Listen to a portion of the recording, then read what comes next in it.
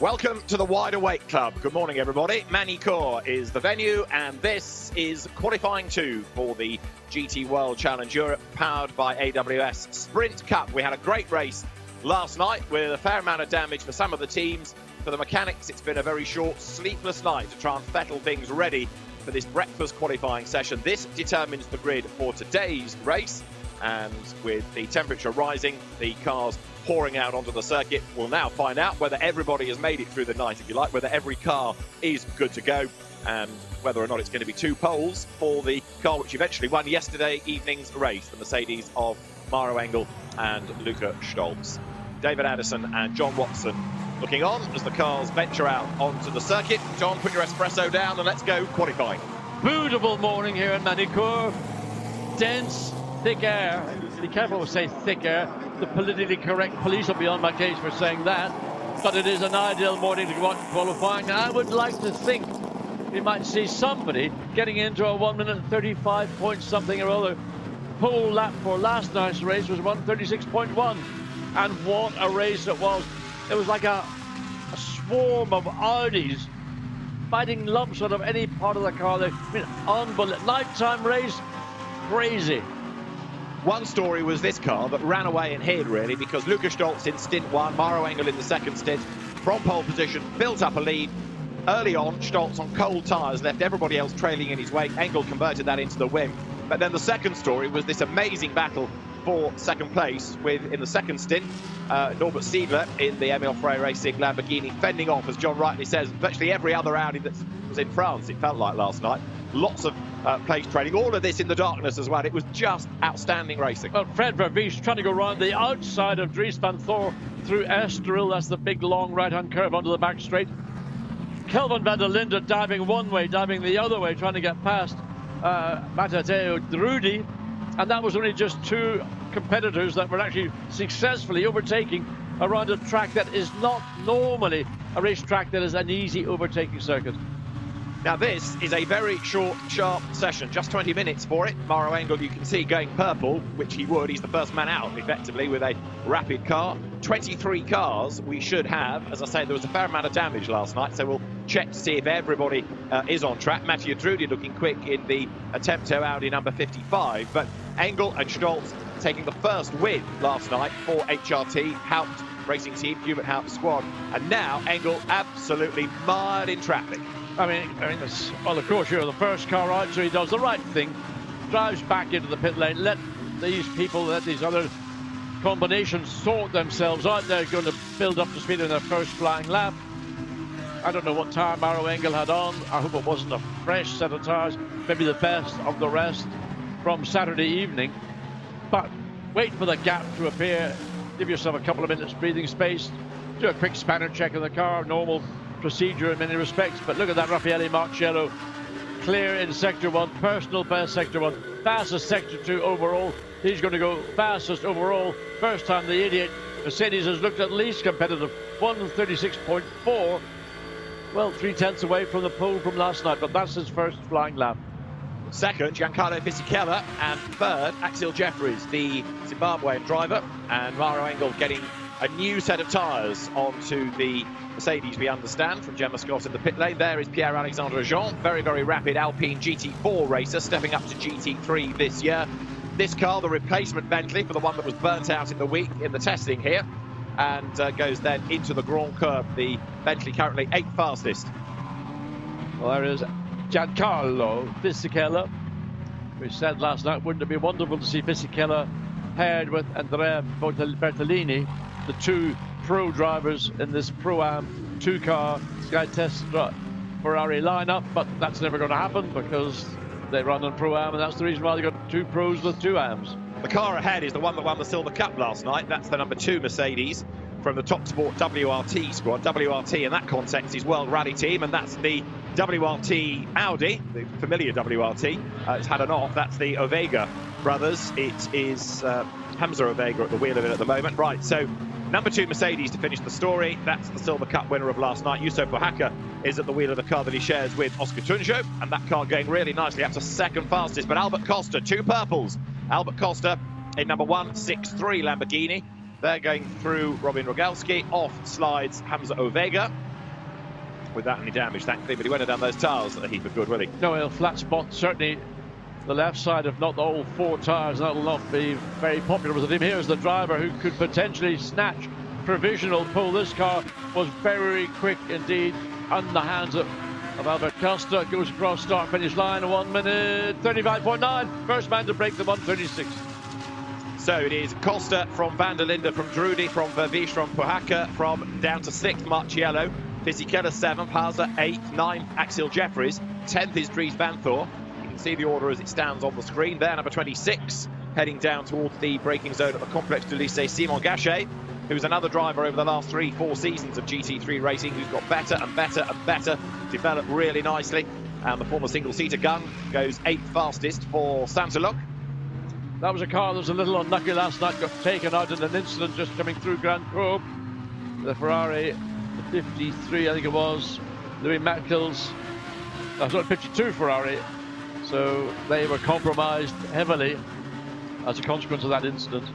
Norbert Siedler, who was second in yesterday's race, up to third fastest, I should say. One of the Mercedes, that was Pohaka going very wide in the background. So ML Frey Racing now first and third. Albert Costa quickest, Norbert Siedler third, and Kelvin van der Linde sandwiched between them. But Pohaka here is really storming on in that very attractively liveried Mercedes. A very good run, another very good run, believe it or not, is Edward CHEEVER the third. Eddie CHEEVER the third. Pro-Am, 6th quickest, now deposed down to 7th.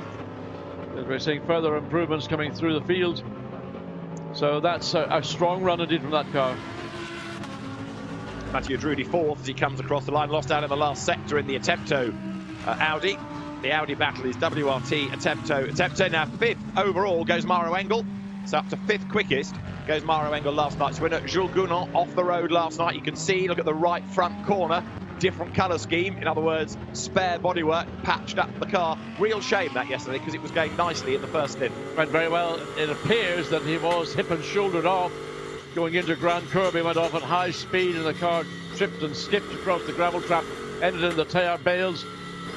Damage was more superficial than anything else, but just an extra unnecessary load of work for the team to work through the night. But Albert Costa, yet again, a 1:35.662, almost 0.4 of a second clear of Kelvin van der Linde in the quickest of the Audis. I mean, where is that pace coming from? Certainly Albert Costa helping, but that's a big difference. Dries Van Thor second fastest now, and that's a 1/10 of a second, the margin. So Dries Van Thor is the man most likely to, 2 personals and then an absolute best in sector 3 on his last lap. Can Van Thor go even quicker? There is 1:63, Albert Costa. The car again eliminated early last night, so it was out effectively at turn 1 at the Nürburgring a week ago. It did limp on, but it was effectively done for then. Last night he got to turn 5 on the opening lap, got drilled in the hands of Giacomo Altway up at the Adelaide hairpin. So certainly this is a car that is deserving of some good luck. He's had more hits than Elvis over the last 10 days or so. Costa is the quickest. He's 98 thousandths down in the middle sector. It was an absolute best in the first. The lap time to beat is a 35.6. That is a 35.7. Good consistency. Look at the Mercedes behind, though, because here comes Maro Engel. That's a slow lap, and Engel's still only 9th quickest. Not where they would like to be. I tell you what, it'll be a different race for the number 4 Mercedes, and they're starting back on the 5th row of the grid. Edward CHEEVER the third, class winner last night, comes downhill. Sorry, second in class last night, forgive me. It was the Jonathan Cui Giancarlo FISICHELLA car that won its class. CHEEVER flicks over the chicane curving, bit of correction, powers past the pits and goes third fastest, mega lap. That car has been quick since the get-go this morning. Initially it was up to 6th place, dropped to 7th, now up to 3rd. I mean, this is a Pro-Am, and what's it doing up in this exalted company? Pietro Donne looks on at WRT. Busy weekend for the team with its DTM parallel program in operation as well. There is 31, then Kelvin van der Linde, who's been elbowed back to 7th, but as you can see, he's done 2 personal bests on this lap. So he comes then using all of the real estate around Chateau d'Eau, downhill now, heading towards the Complexe du Lycée, goes past the Ligier Museum trackside, sets the car up for this right-hander. Then there's that little short straight, and then you go right-left into the chicane, go straight on, you're into the pit, so flick through the chicane now. Where does van der Linde feed in? Goes second fastest with an absolute best in the last sector. Good lap. And that means the margin to Costa is now only 26 thousandths of a second. And we've got, what, another 8-10 minutes of this session to go? 12, possibly. Now that's Dominik Baumann, who we know is quick in anything with a Mercedes badge on the front of it, sharing the car with the AM, Valentin Pierburg. But Dominik Baumann hustles the car on. He's only 15th at the moment, but he's got good pace, normally, Baumann.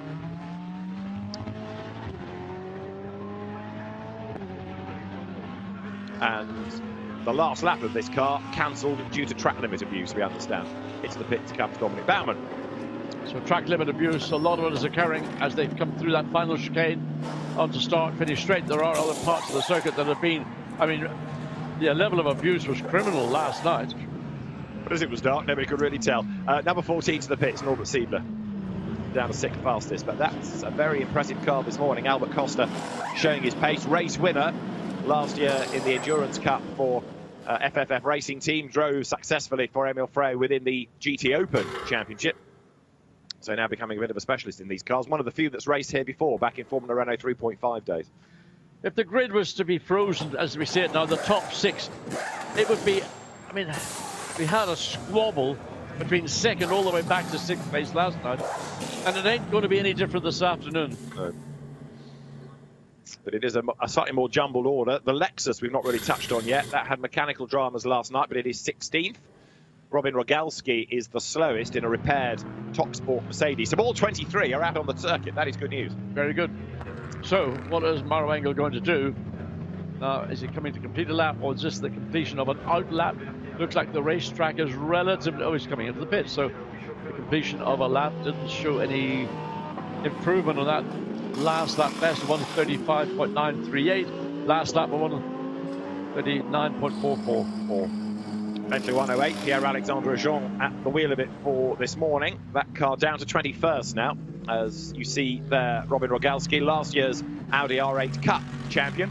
Another quick young driver is Robin, but it's quite a big step up from a one-make category, even if it's in a pseudo GT3 style car, into racing at this level. So there's a lot of learning going on. And of course, within the Sprint Cup, you don't get masses amount of track time, only 20 minutes for a qualifying session, for example, although you could argue that's a little bit more than you might get in the Endurance Cup when you cycle 3 drivers through the 3 elements of it. But even so, Rogalski, I think, a bit like we've talked about Simon Gachet, he's one to watch for the future. Yeah, and being in a Mercedes, it's probably the best step to make out of a one-make formula.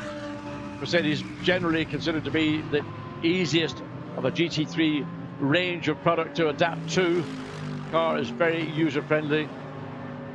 Others are a little bit more knife edge, but let's see how Rogalski gets on as he goes on to start another flying lap. He's slowest at the moment. Phil Keane is his target. He's 3/10 away. That car also suffered some damage last night, number 6 Mercedes. There, 107 Jules Gounon, who is to be found where at the moment? Only 14th. I must say, I mean, thinking back just a week ago to Nürburgring, the Bentley's spare parts, front wing assemblies must be running really short. That car's got good speed. You can see on the Race Vision powered by AWS graphic the top speed of the cars, and Jules Gounon, I think as last night actually, showing better top speed than anybody else, 258 clicks. Yep. Keep an eye on Andrea Bertolini in the number 52 Ferrari. Personal best sector 1, fastest overall sector 2 as we ride with Jules Gounon. And there we go, back to the number 4 as it sits, just waiting for the instruction to go back out on track. I don't know why there's a delay. There we go.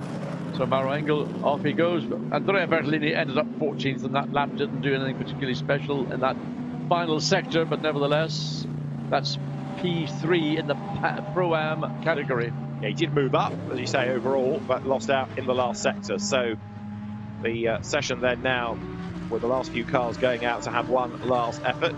We've got left just 5 minutes or so. Number 93, which is the CHEEVER Ferrari.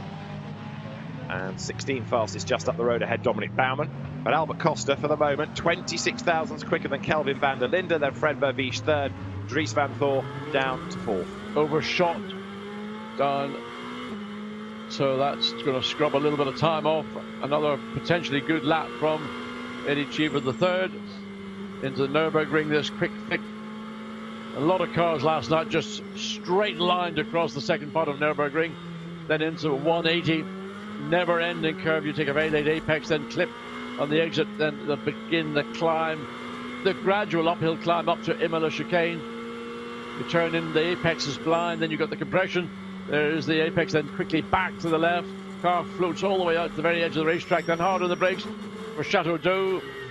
An opportunity some drivers tried to make last night. Whoa, Eddie, ride that just on the edge of the gravel. And all the way back downhill into Lycée. Big break, major break again, an opportunity if you're close but not workable if you're not. Then the final crash, bang, wallop over the chicane. And watch the track limits on the outside. 70 says in 7th place, that last lap I'm on 36.860. Rogalski's off the road, as you can see, number 6 Mercedes. So in trying to not be slowest, he's had a moment and hopefully can get that car fired up and get out of harm's way, because here Maro Engel is storming along to try to get himself up from 5th on the grid. He's in the first sector at the moment, so we're about to see what this pans out to be. The danger for him is he might find a yellow flag, so he's flat out now on the run up toward the Adelaide hairpin. He'll get to the end of sector 1. Is it going to be an improvement? Let's see. If it goes green, it's a personal. If it goes purple, it's an absolute. It's a personal best. It's looking good. Looking good. He knows he needs to get this car onto the front row of the grid, because from what happened last night, if you're not on the front row of the grid, you're going to be subsumed by all, well, I call them a swarm of Audis, which is principally what it is.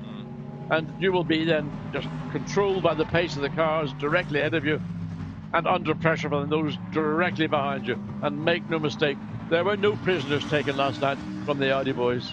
That's true. So Maro Engel is currently 5th, and up to 3rd again has just got Norbert Siedler. Kelvin van der Linde 2nd. 2 personal bests here, but Maro Engel has got to find the best part of half a second. Now Dries Van Voor has gone up to 3rd with an absolute best in the last sector. So there's going to be another lap for Engel to squeeze out of this, and it is all shuffling around him. Raffaele Marciello goes top then. Marciello by 66 thousandths to the top of the time. So Mercedes can do it. Is it going to be the Acker car that is the best, or last night's winner? Curve, curve, curve. Here comes Engel, breaks the beam, goes quickest of all, a 1:35.489. Beautiful lap. Absolutely perfectly timed, just under 2 minutes of the session remaining. Not a lot of time for anybody else who may not be on the racetrack to respond, but certainly a response. Now it's Christopher Haase has gone 2nd quickest on the Audi, the 25 Audi provisional front row sitter. FISICHELLA, absolute best in the middle, personal best in sector 1. This is a Pro-Am car, but boy, is this a pro at the wheel of it.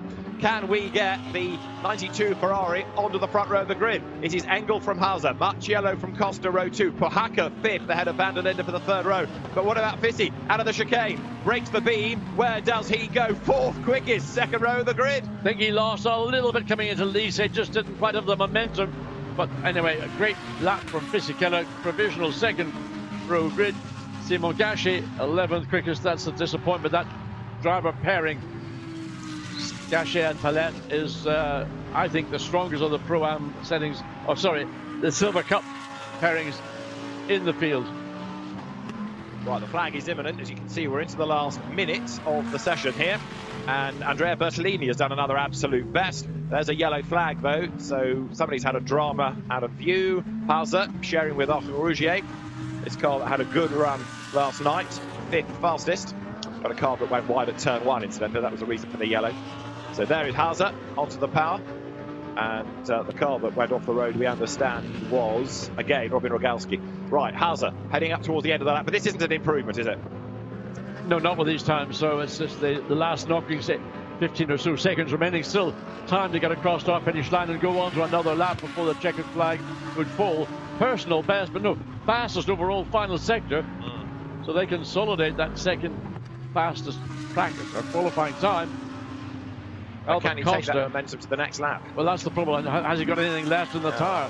This is the, in these conditions, which are ideal for qualifying, that early morning dense air, ambient temperature nice and low. So this is where the speeds have come from. We're seeing a qualifying time almost, well, 7/10 quicker than it was for last evening's race, which is a significantly big amount. You consider the performance range across all the cars. 32. This is the car of Dries Van Voor, the championship leader, but he's down to 9. So Dries Van Voor, while all the shuffling has been going on around him, has not been able to respond on this lap. Gained a 10th in sector 1 and lost 2 tenths in Sector 2, and he's got traffic ahead. So Van Thor and Weert, the championship leaders, ahead of Kelvin van der Linde, who is now effectively second in the championship. This car looks like it's got work to do come the race. It might improve a little on this last lap. Let's see. It's not going to be a pole lap, surely. Van Thor, no, stays 9. Big disappointment, that. Yeah, one of the problems that Van Thor and Kelvin van der Linde are going to have, their 8th and 9th respectively, is with Yusu Pahaka in the Silver Cup Mercedes. That's 7th quickest. Ahead of that is Giancarlo Fisichella in the Pro-Am Ferrari, 6th quickest. Then 5th forwards are all pro-driven cars. Saint-Along, Audi, Simon Gachet, quickest overall. Right at the very end of the session, almost the last man through. So Simon Gachet out of view because it wasn't a car drawing attention to itself. 1:35.468. There is the car that Jim Pla shares with Benjamin Hites coming over the line. Benjamin Hites 20th. But yeah, Simon Gachet, maiden pole position. Stunning effort, 1:35.4, 15 thousandths quicker than Raffaele Marciello to go second. Well, we're talking about there's the idea. So that's the car that's going to win the silver category. Should have won it last night. Wasn't expected to end up on pole position. And a great run by Raffaele Marciello in that last lap to get up onto the second position, provisional position. These will be confirmed very shortly. So Audi, Mercedes, Mercedes, Audi, Lamborghini, Ferrari, top 6. Nice little mix and match. And you've got then the fun of watching Kelvin van der Linde, Dries van Thor, and Norbert Siedler, 8th, 9th, and 10th, trying to battle the way to the front. Well, I'll tell you what, they will have to battle. Absolutely right. Great race in prospect at the end of qualifying. Then Simon Gachet just squeaks onto pole position by 15 thousandths of a second for Audi, Raffaele Marciello and Mauro Engels, 2nd and 3rd for Mercedes. Christopher Haase 4th for Audi, ahead of Albert Costa's Lamborghini and Giancarlo Fisichella's Ferrari. Yusufa Pahaka 7th, ahead of Kelvin van der Linde, Dries van Thor and Norbert Siedler dropping to 10th, ahead of Fred Verbies. Perhaps more expected of him and indeed teammate Mathieu Drudi. The two Attempto cars round out the top dozen, ahead of Eddie Cheever, Jules Gounon and Axel Jeffries for Mad Panda Motorsport in the Mercedes 15th. 16th fastest, the Lexus, Thomas Neubauer at the wheel of it. 17th, Andrea Bertolini, Dominik Baumann 18th, Hamza Ovega 19th, and then Benjamin Hites was 20th. Pierre-Alexandre Jean 21st from Phil Keane, and after a bit of a checkered session with at least one off, possibly two, Robin Rogalski's Mercedes rounding out the order. But that is provisionally how they are going to line up then for our second race that is due to be just after lunchtime here.